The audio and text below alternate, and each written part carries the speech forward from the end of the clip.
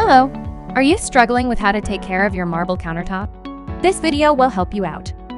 To keep your marble countertop shiny and clean, there are two things you should do. Everyday cleaning and sealing it twice a year. For everyday cleaning, pick a neutral pH cleaner and a microfiber towel. First, spray a good amount of cleaner on the marble countertop. Then wipe the countertop evenly until it is dry. For marble sealing, get a sealer and roller. First, pour some sealer on the marble countertop. Then use the roller to spread it evenly on the surface. Allow the sealer to cure for 4 to 6 hours, or follow the recommended time stated on the sealer packaging's directions. Refer to the sealer packaging for more detailed information.